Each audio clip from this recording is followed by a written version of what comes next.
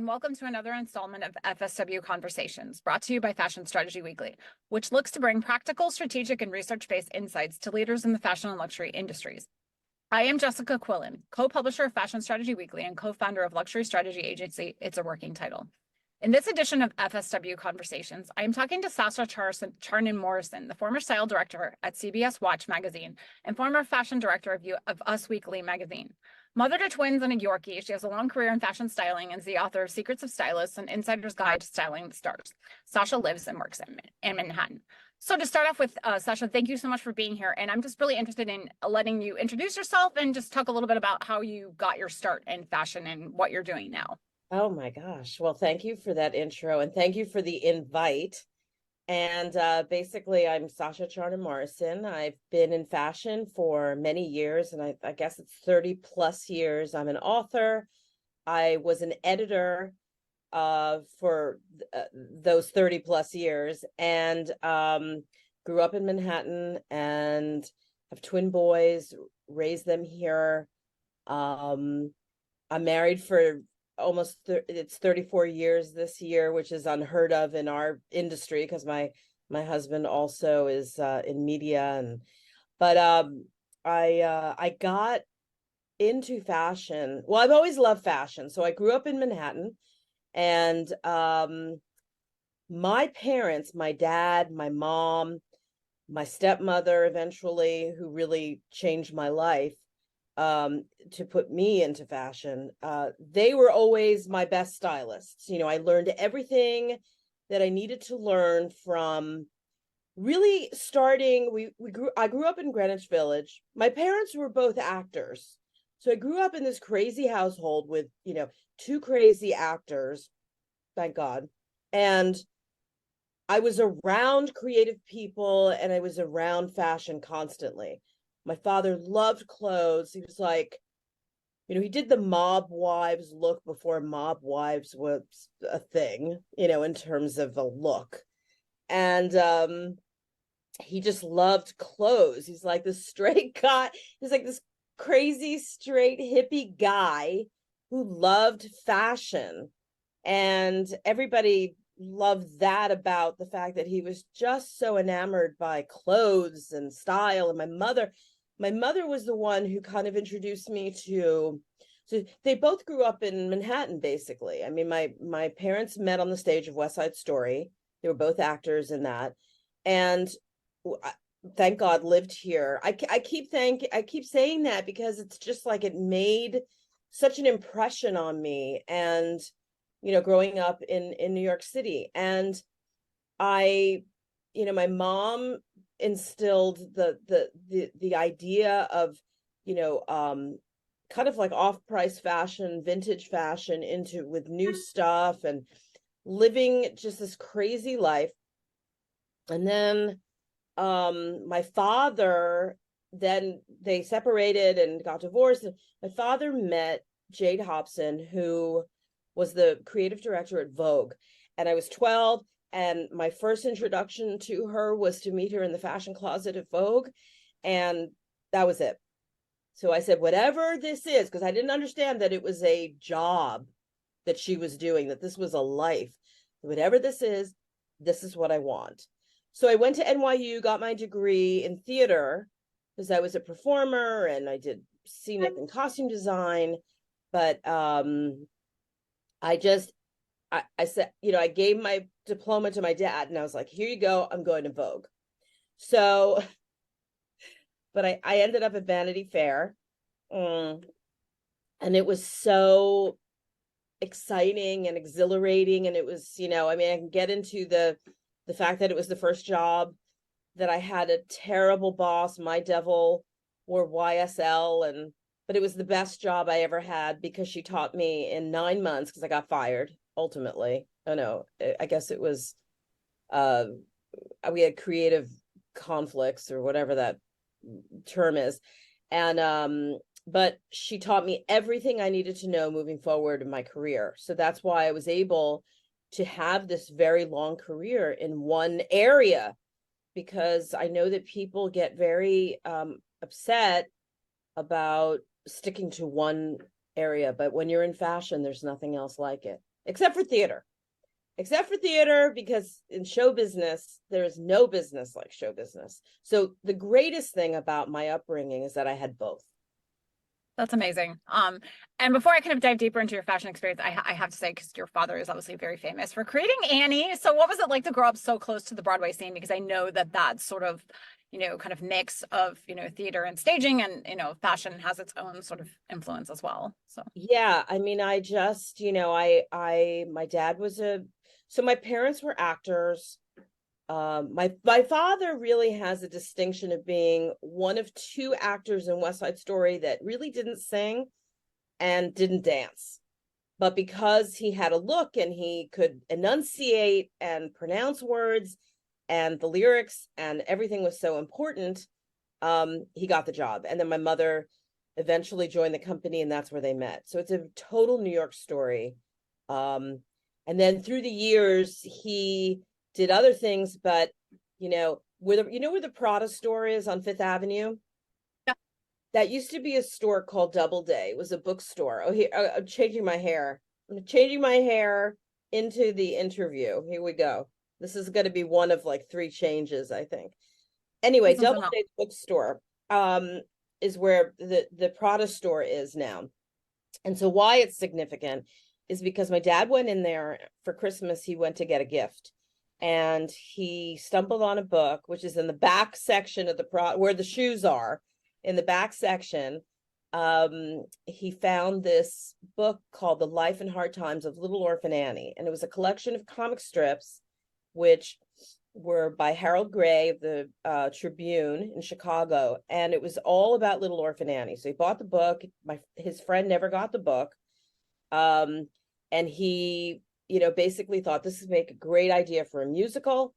So 7 years later, he was the lyricist, the original director, conceiver of Annie, and our life changed literally overnight. I mean, the story keeps changing, but it was like he had $33 in the bank left, like literally had $33 in the bank left. So if this show did not fly, we were just done.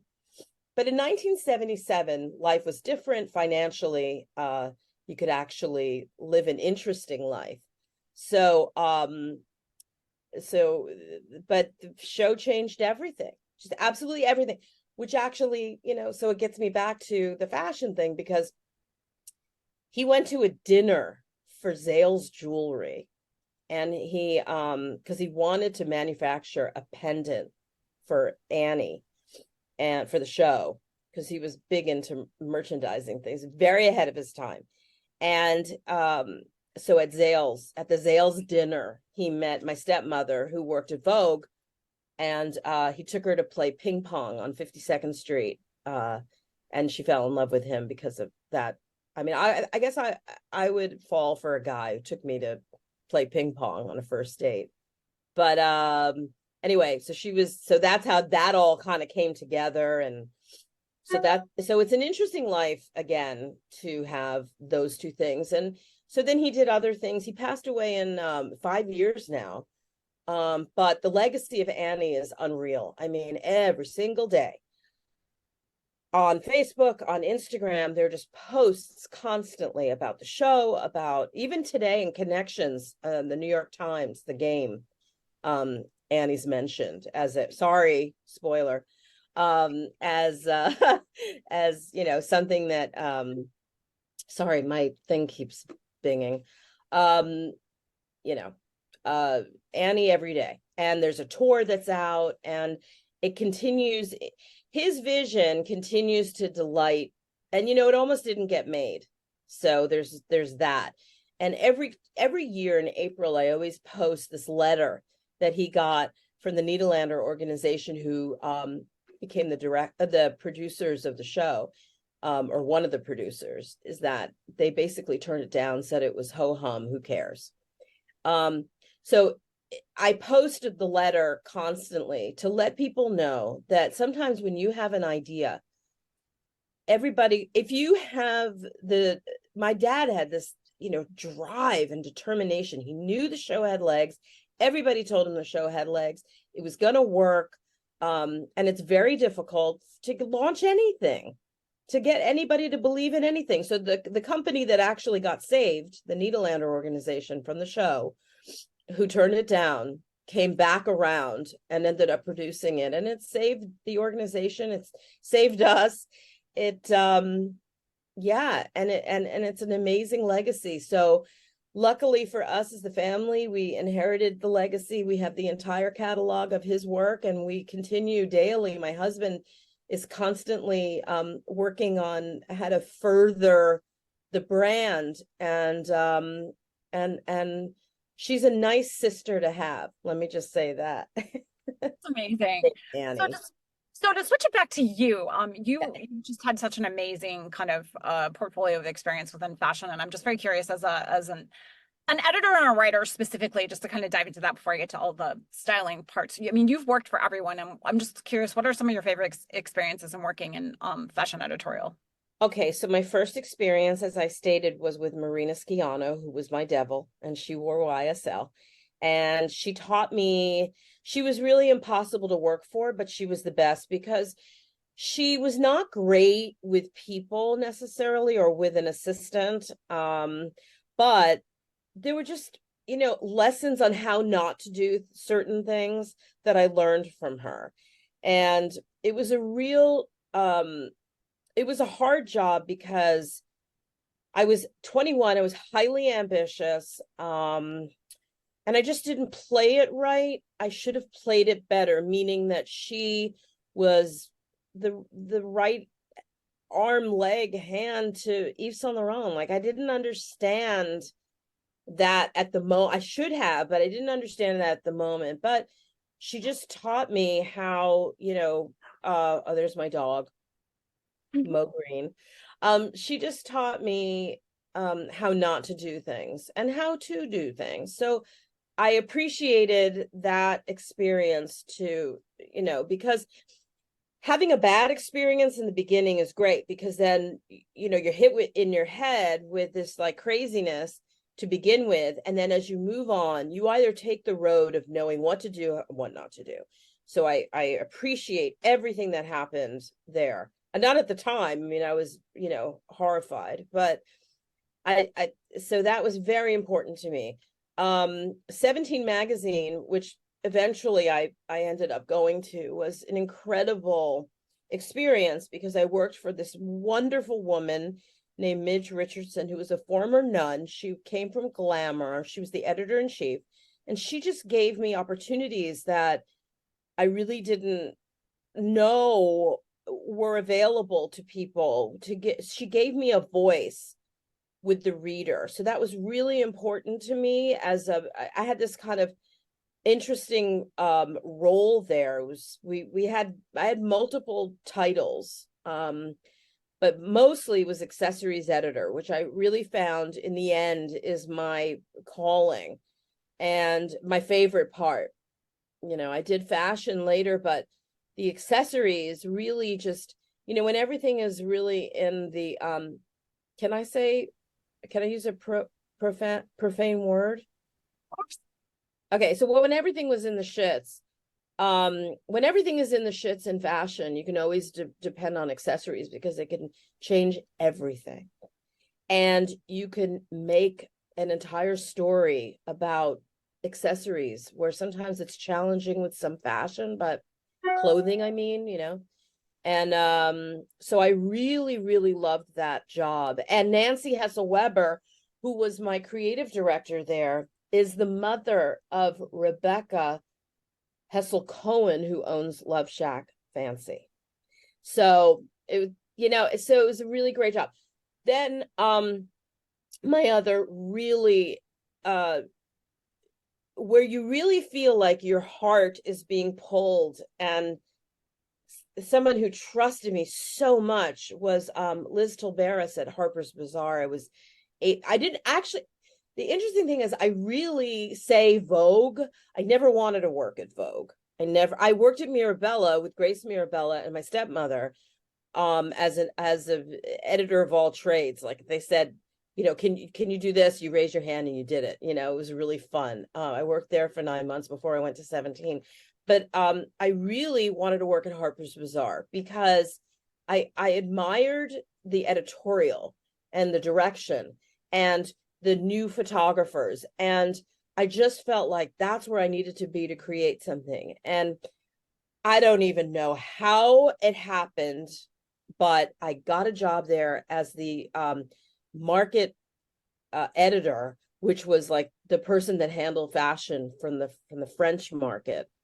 And I joined, and I had 5 glorious years with Liz Tilberis, who was the most outstanding editor-in-chief, who just loved her job, loved her home, and she was able to trust the people that she put in the jobs there so that she could leave at 6 o'clock and go home and have a life with her family. And then also she just loved fashion. I mean, it was just like something I had never quite experienced someone who loved fashion that much and was so devoted to the title, and just fun and just absolutely amazing. So when she passed away, it was absolutely devastating. And so after that, it was like I didn't need to go to anything else, like that. That was the height. But Linda Wells hired me at Allure, and everybody said, "Why are you going to Allure? That's so crazy." But 7 years, the most fun. Paul Cavaco was my editor, my mentor. I loved working there. I loved the head to toe-ness of Allure. And then after that, because I had my babies, I just couldn't swing the job going away. And I went to Us Weekly. And I just loved the 10 years there was just, it was crazy. It was a weekly. I don't even know what I was getting myself into, but I loved it. It was just fun. I did Who Wore It Best for 10 years, which is like 400 years. And I just loved it. I loved it. So it brought me back together to my roots from Vanity Fair being a celebrity magazine to Us Weekly being a celebrity magazine. No, I love that. And actually, as a stylist, you've styled so many celebrities and megastars. And, who were your favorite celebrities to work with? And, who would you never work with again? I guess you can't really say that, but. Well, let me just say this. You're thrown into a situation where you work with someone who has to basically get undressed in front of you. They don't know you. That you have to sign NDAs and whatnot, so you won't say anything. And I think it's, I commend the people that trust to do all of that in front of you. And, then everybody expects us to all be friends after. And sometimes it works out that you do become their stylist for red carpet events and whatnot. But, it's just a job that you go to, and you do this and you try to gain trust. It's very difficult because celebrities are thrust into this position where they have to trust you and trust the clothes. And, in the old days, it was really hard to get around getting samples that are tailored for models, because that are a 00 on the runway. They're made for, and then you're asking this poor celebrity who, we all have body issues, right? So you say to this person, "Oh, it'd be great if you could get into this, but oh, it's a 00. We're going to have to cut out the back," or so. It's an interesting challenge, and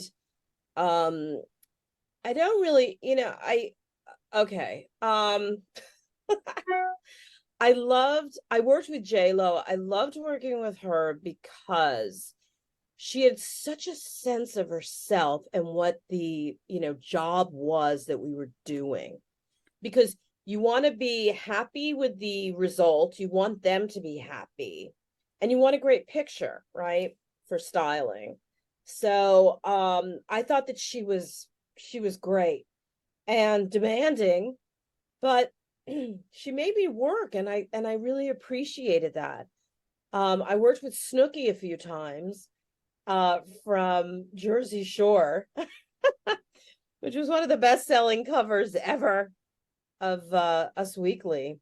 And she was a challenge, but I'll tell you, she was hard. But it was a job, and it was great. And she and J-Lo have like the best skin I've ever seen on a celebrity, you know? So that was, and it's a funny story because I had said to Paul Cavaco, who was at Allure, my former boss, I was like, you know, I had told them there are two people, there's one person that you need to photograph, Lauren Conrad from The Hills. She's great, you know, whatever. And he said to me, oh, that'll, you know, no, and whatever the story was. And she ended up being like one of the best-selling covers of Allure. So Paul and I used to love that whole thing. And I said to him, you have to photograph Snooki because this is the kind of conversations that you have with people in fashion. She is Linda Ronstadt in the Annie Leibovitz portfolio from Rolling Stone.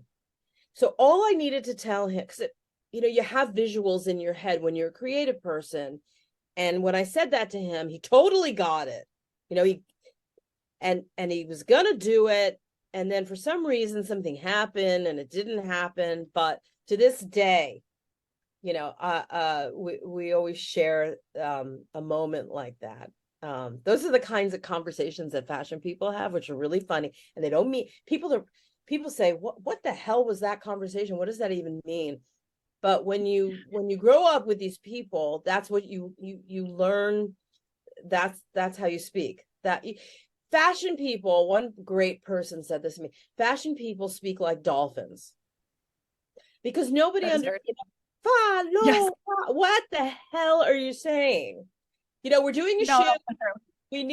We're doing a shoot and it's going to be sleeveless. I need all sleeveless. These are the types of things that would happen. I need a sleeveless top shoot. So get me all sleeveless tops, but I need to make sure that I have like a leopard sleeve. What the hell does that mean? But in the world of crazy fashion people, it means something. So, you know, as the finder of things, you got to find that thing. And so I love it. I love that. But, you know, I don't want to, celebrities that I've worked with have been highly challenging. Let's just say that. But given the circumstances, I think my last shoot before COVID was the worst shoot I think I've ever been on. And it was a group. And I think the world was like crumbling. So thank God. Oh, so here's the one tip that I have for all stylists: hire a DJ. And that's what I learned from J-Lo. Hire a DJ because you get so I went to Nordstrom and there was a DJ so I got her card and we hired the DJ for CBS Watch, which was my last job. We hired a DJ. They play music the second that the celebrity walks in until the second they leave.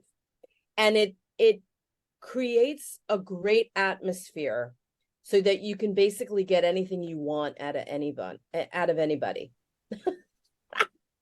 So music is key. It is.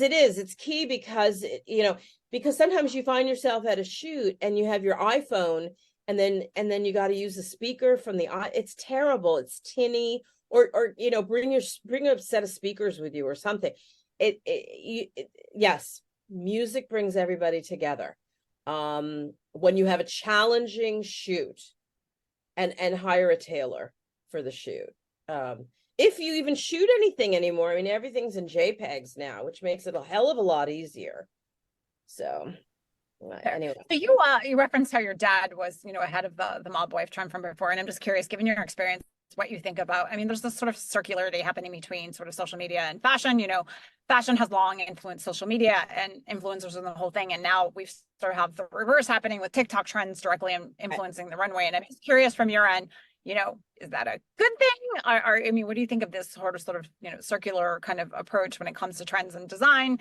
And, kind of a second half of that questioning, do you think that today's sort of, I don't want to say youth, but like, do fashion style lovers today need more education in the basics of, fashion history and style as well?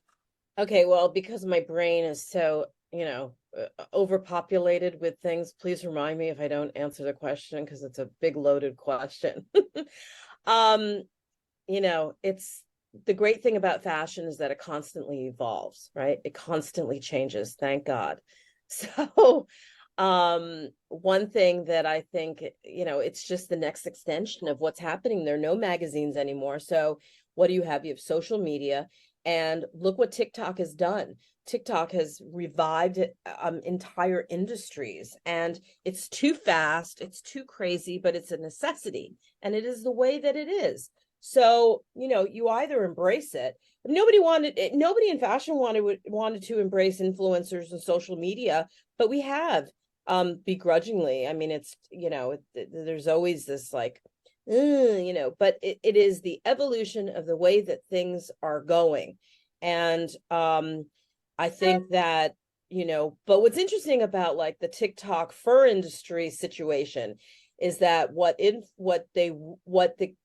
kids want is they want the look, and what they're doing though is they're doing it in what they think is responsibly, because they're going to vintage either faux fur or older fur or whatever. So that sends a message. So the fashion industry has to get off the thing that they're on and embrace it and understand it, because it's fast, it's quick, it's this, that, and the other thing, but it's directional. So, and then and then everybody's on to the next thing, because it's winter, everybody wants a faux fur coat or a vintage fur coat. So, this is it's of the moment. That's the thing that everybody's always upset about, that fashion 6 months in advance and so it's very important to embrace it, I think. And it's very, important for companies to realize that this is where we are. There are no magazine. There are very few magazines anymore. So, where are we getting our information? So this is where it's at. So you either buckle up and enjoy the ride. And then what happens though is that, and I think this is the second part of the question, and I hope that I answered that part, the first part of the question.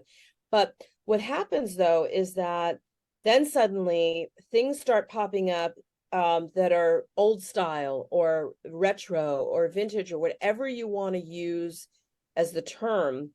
And it opens a door for people like me who want to kind of fuse together the history with the new, because that's what it is. So why I reference my dad with being, my dad used to wear, well, this is an interesting story. So my dad used to wear raccoon and wild and fox coats with jeans. He was like a hippie, and his raccoon coat was stolen in 1977 when he was doing this nightclub act.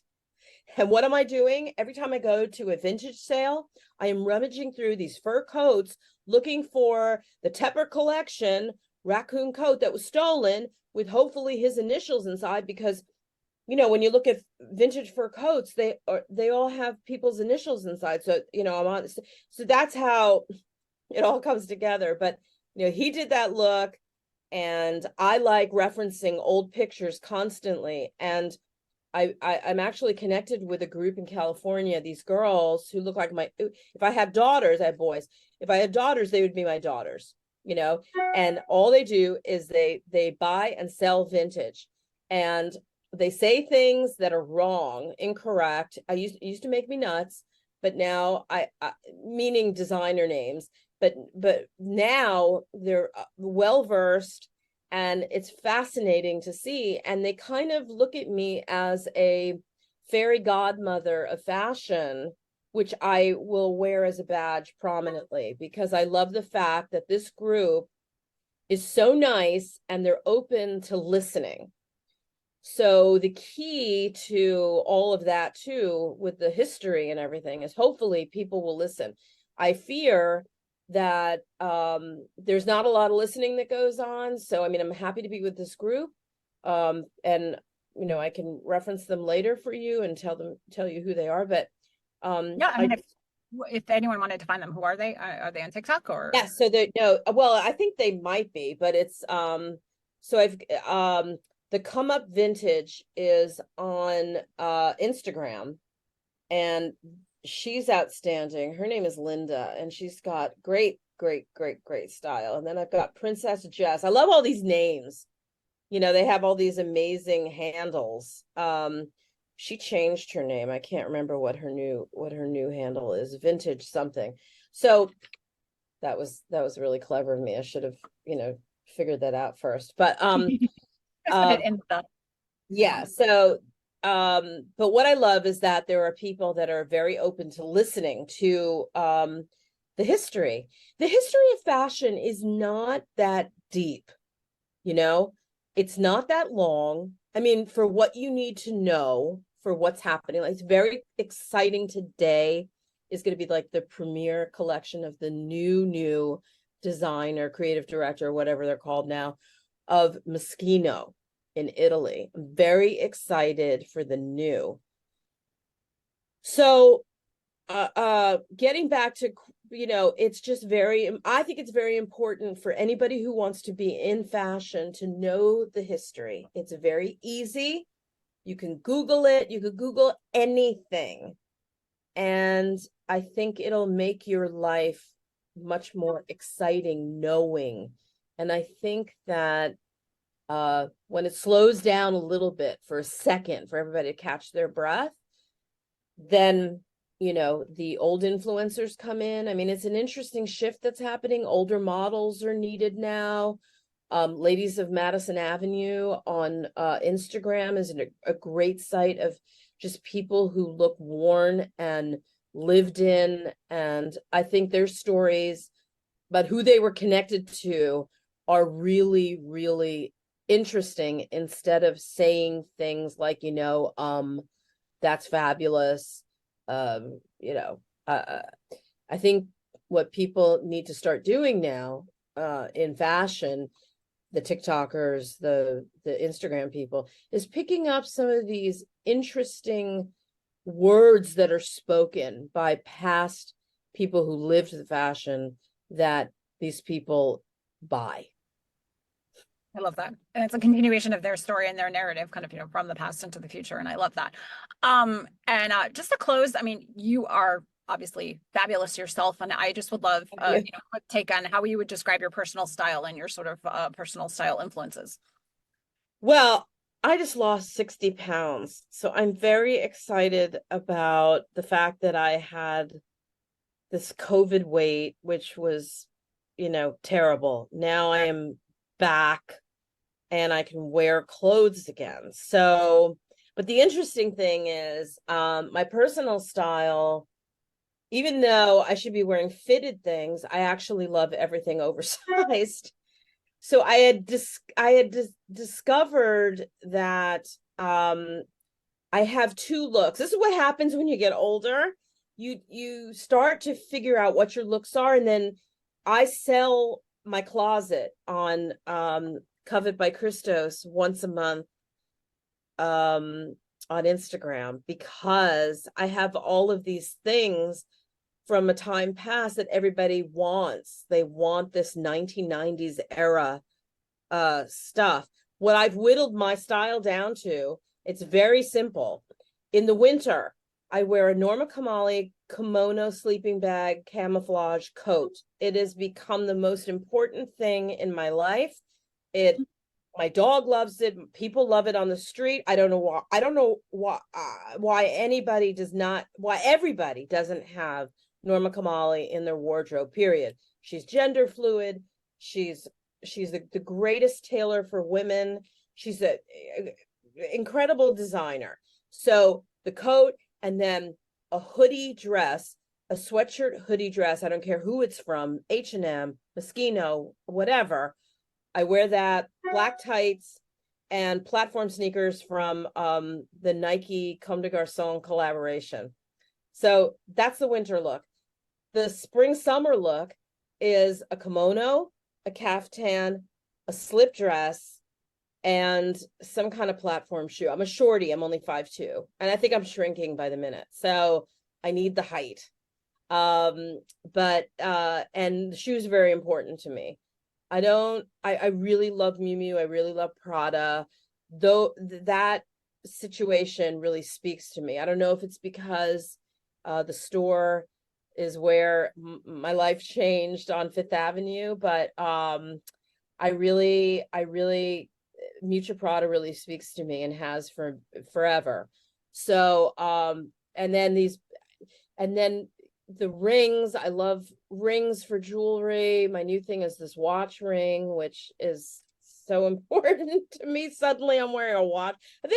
This was an influence from this girl out in LA. She buys watches that don't work. So she has me wearing my old Cartier watch that doesn't work, and then things that just don't wind up anymore because I use my phone for my time, so I don't need it. I just like wearing it. And glasses, large sunglasses. I just love them. So that's the look. That's it. Everything else can go. I don't even carry a bag anymore because the kangaroo pocket in the hoodie carries everything, and then everything's on my phone. So, so I don't need all of these things. So that's my look going forward. And then I don't always carry my book, but I wrote a book. It's a great book. It's awesome. It's cool. So anyway, that's what it is now. It is